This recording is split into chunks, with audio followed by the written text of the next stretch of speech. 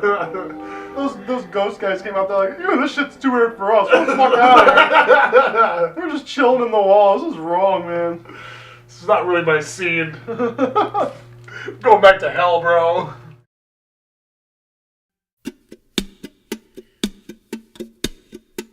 Whenever I sang my songs on the stage on my own, whenever I said my words, wishing they would be heard, I saw you smiling at me.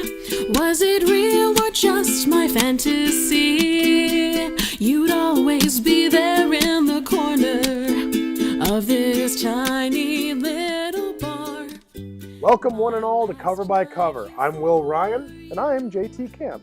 Before we get started on today's show, we should probably stop and explain a little bit about what we're going to do here and why it's important. J.T.? Well, on Animerica we dissect anime from the beginning down to the very last episode without leaving much to the imagination. So we decided to do something a little bit different. That's right. On Cover by Cover, we're just going to look at the very beginning of an anime, just the first 2 episodes, and analyze them with all critical integrity. Or at least try. Then, after that's done, we'll tell you whether or not we'd watch the rest of the show or toss it down a bottomless pit. Basically, we're going to let you guys decide whether or not the anime is good or whatever. We're just going to tell you whether or not we would finish watching it based on our personal tastes and how we watch anime. You always gotta think before you act. And we couldn't think of a better way to do that than with one of the most inaccessible, indecipherable anime of all time. Serial Experiments LAIN. LAIN carries with it a huge reputation. It's been the subject of numerous articles and discussion in the highest levels of Japanese and American academia, praised for its avant-garde approach to its subject matter and its stirring, thought-provoking imagery. Originally one of Genion's doomed acquisitions right before its American downfall, the Serial Experiments were renewed last year by Funimation and made their first return to the States in 5 years. This marked the series' first major Region 1 release since its original run back in 1998. It goes without saying that LAIN is best known as one of the most important anime in recent history. So important that many have cried rip-off, comparing the series to the most controversial anime of all time, Evangelion.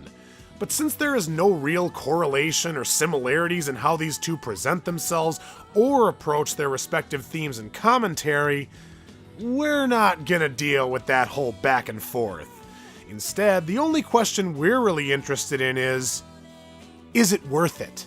Does the show really earn all the effort necessary to watch it in the first place? Well, it's about time we find out. This is Serial Experiments LAIN. Present day. Present time.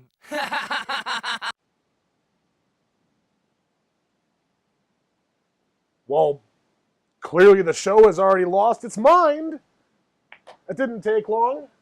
Right from the get-go, it's easy to see why this show is so infamous, as the very first thing we see is a middle school girl commit suicide. A very controversial choice, to say the least. Yeah, suicide is a very real epidemic in Japan, particularly among middle school and high school kids. So if you had any illusions about where this show was going in terms of tone, well, you did see that opening, right? Present day. Present time. But that's not to say this is even that straightforward. You've got this girl ostensibly communicating with some other being, or something, that only she can see? It's really hard to draw any conclusions at this point, other than the fact that this girl is most definitely dead. But the imagery here is really haunting. To top off blood splatter filling in shadows, you have this girl commit suicide right in front of a couple of drunk people making out in the alley. How lovely. I will say the show has my attention, but it's a weird kind of attention.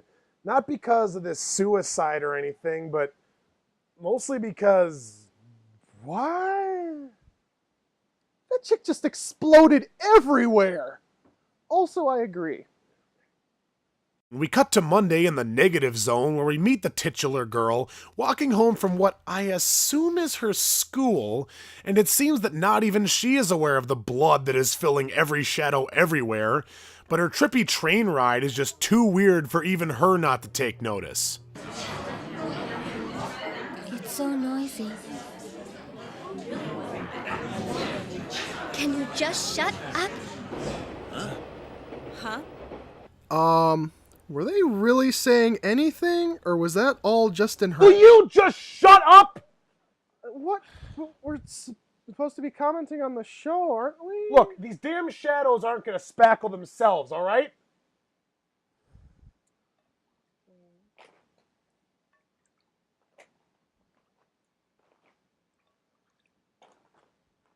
It turns out that LAIN was actually riding the crazy train to school, where we see that not only does she clearly need to stop having so much blotter acid for breakfast, but that there are even more bizarre happenings afoot.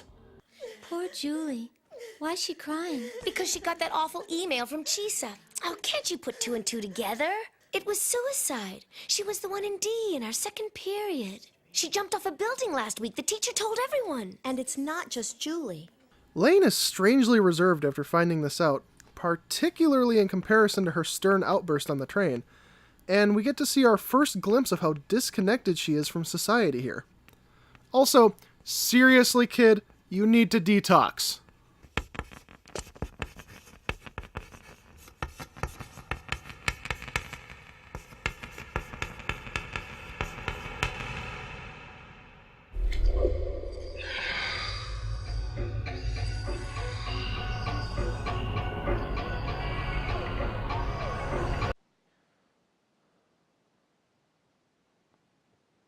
You see anything yet? No. How is this supposed to work? I don't know. Maybe we need another round. Bottoms up.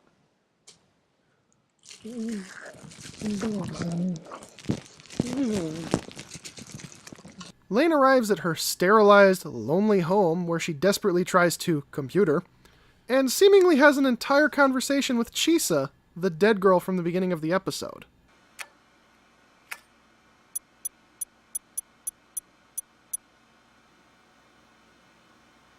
Hello?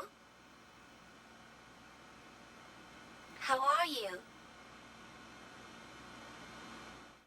LAIN, I remember walking home with you once. Do you remember?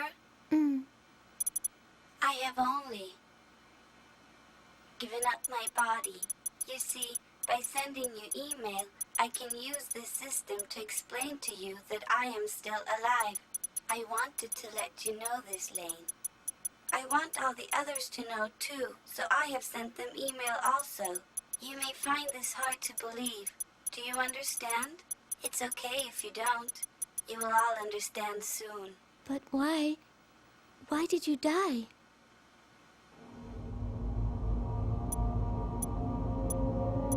Here.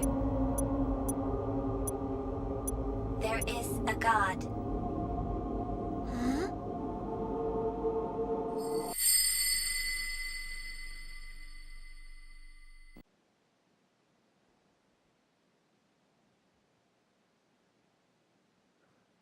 So, Scientology.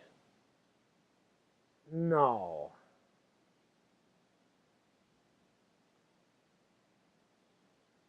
The Matrix? Oh, too derivative. Catholicism? Regardless of what's even going on here, if you're going to be able to get into this show at all, you're going to have to accept that very little will be explicitly explained. Ever. You're going to have to draw your own conclusions, make your own analysis, find your own meaning. This means, I'm sure, that a lot of you will be frustrated by this show, even this early on. But in my opinion, I genuinely appreciate the show's demonstrated respect for my intelligence. It's doing its own thing, and it's letting me do mine. It's not begging me to interpret it, getting ahead of itself, or trying to drop breadcrumbs and then make me follow them. It's just telling the story it wants to and letting me decide if I care or not. And that takes some real self-assured security in what it is. And I respect that. This god will have to wait, however, as we meet LAIN's despondent sister. I'm finished already. Is that okay, Mom? I had a big lunch today.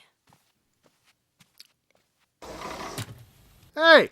Close the door behind yourself, you sloppy bitch! Her cold, indifferent mother. Mom? Yes? I got an email from a friend today.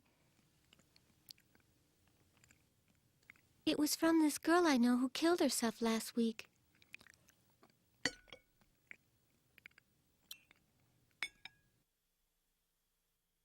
And her oddly involved father. You know that Navi? In my room? It's old now. Do you think that I could... So finally caught the computer bug, have you? In the real world, or the wired world, people are connected somehow. That's how societies are created. You should broaden your horizons. Make an effort to create friends. Take the initiative. Even a girl like you should be able to make friends right off the bat. You can live and communicate in both worlds. There's nothing to be afraid of. I wish your mother could understand that. Oh, yes. There will be blood. After all the hallucinatory imagery sends LAIN all over industrial creation, ostensibly scarring her for life, we see that this whole communicating with the dead thing has probably cracked her mind too, as she somehow sees a message on the school blackboard from Chisa telling her to meet her in The Wired, which is essentially this show's version of the internet. While I honestly can't say whether this actually happened, or if LAIN is just that far gone already, she does somehow bump into the ghost of Chisa on her way home.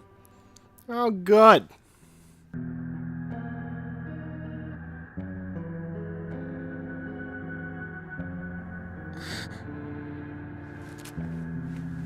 Chisa? So where are you?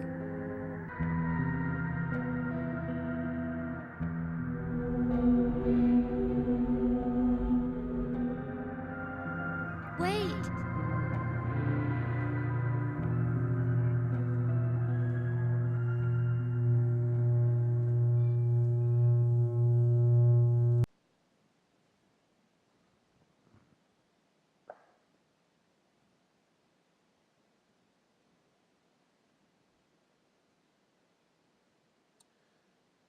So...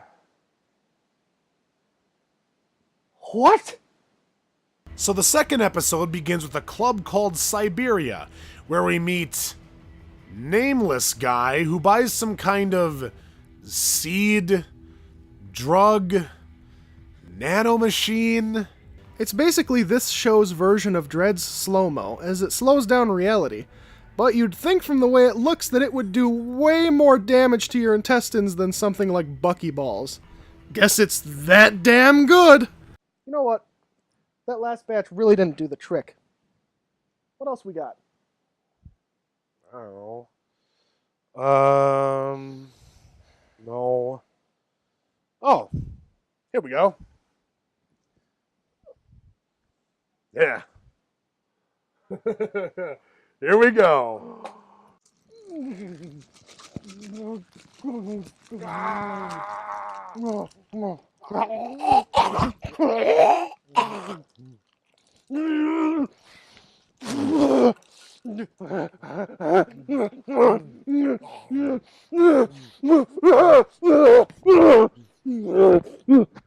As Captain Overdose foams at the mouth, someone gets knocked down and he sees...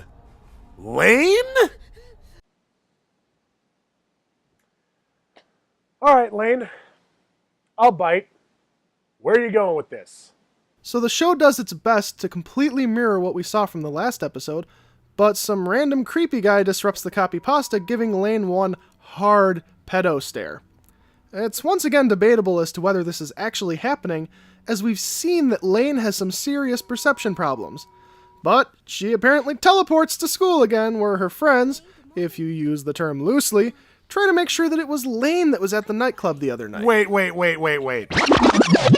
A nightclub for middle schoolers. They got drugs and alcohol right friggin' there. The servers are wearing gas masks. Well, I think that this is supposed to portray a coming-of-age story, not only for LAIN, but also for her friends. And I think it symbolically represents the end of their childhood and innocence and the beginnings of adulthood.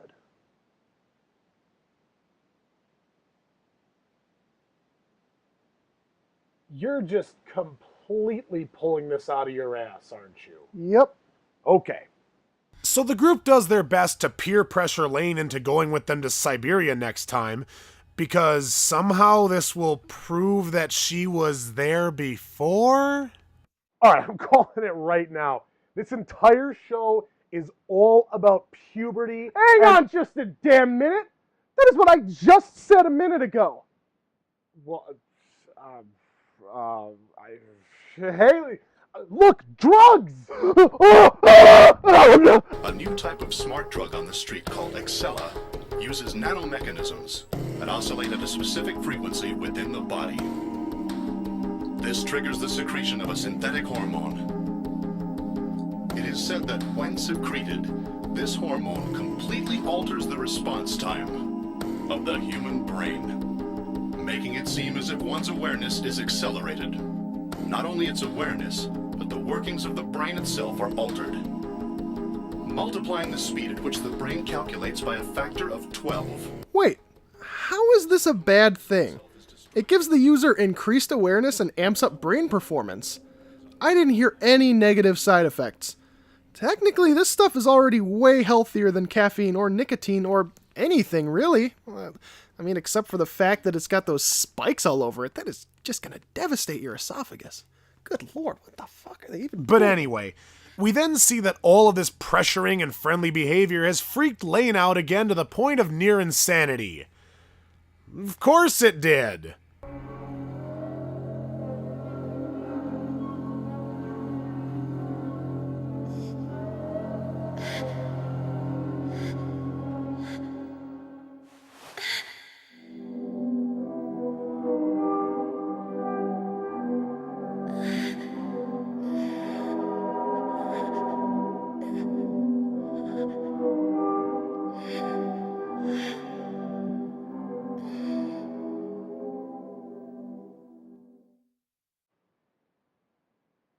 Well, that was definitely a scene. It sure was. LAIN comes home from God knows where to find her new computer, or Navi as they're calling them. Several hours later, LAIN walks in on her mother and father sharing a nice tender moment, but her presence causes her mother to revert to her cold, heartless form. Get that mess cleaned up soon, all right? It's in the way. Because this is how you mother. Regardless of her trauma, LAIN's father helps set up the computer. Only for LAIN to get some rather discouraging news. Navi, do I have mail? LAIN has no mail.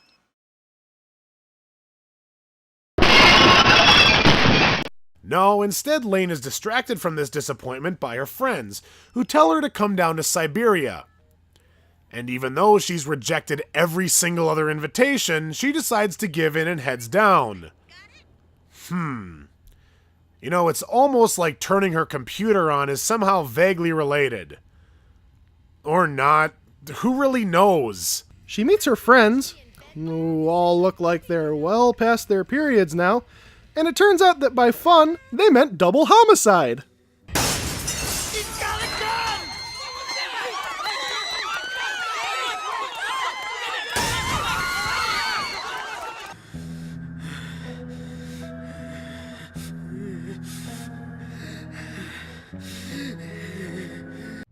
guy from earlier? Yeah. You know, I'd say that impulsive murder is a pretty negative side effect, but maybe that's just me. Jackass! But as Alice runs back to get LAIN, a floodlight hits them, and the guy recognizes LAIN from the other night as well. And I know this is saying a lot, but this is when things really do get weird. I don't know anything about this. I don't know anything about it. That's your gun. It's not my gun. It's got nothing to do with me. Just leave me out of it. Just leave me out of it. Just leave me out of it.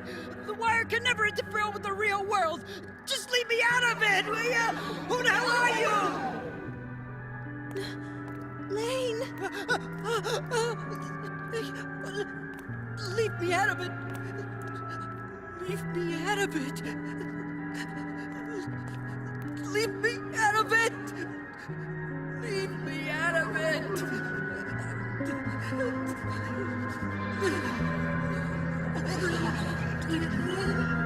No matter where you are, everyone is always connected.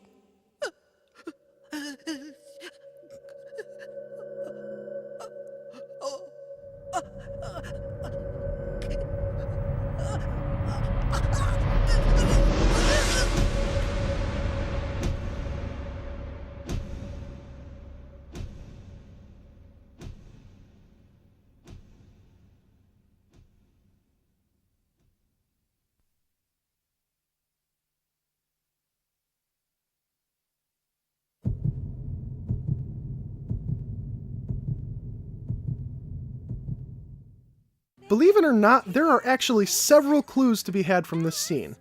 The guy talks about the Wired, that internet analog that LAIN connected to earlier. LAIN herself is once again acting very strangely, as the cold, soulless stare she gives the guy after he kills himself is way out of character for her. Actually, that whole scene was way out of character. What? So, would we finish this thing? Well, LAIN is one bizarre sit, full of intense, almost indecipherable imagery and events that often seem to hint at something more substantial, but they don't really go any further than that. There seems to be so much brimming beneath the surface that one can't help but be intrigued, but I would say that the overall quality of the show for me would be based on whether or not it's capable of being understood, even if it's only to a David Lynch-esque degree. The art design and animation, despite beginning to show signs of its age, managed to hold up relatively well when compared to the digital quality of today's modern fare. The heavily stylized visuals are mesmerizing, and LAIN's mindfuck that she perpetually resides in is presented in a uniquely appealing way.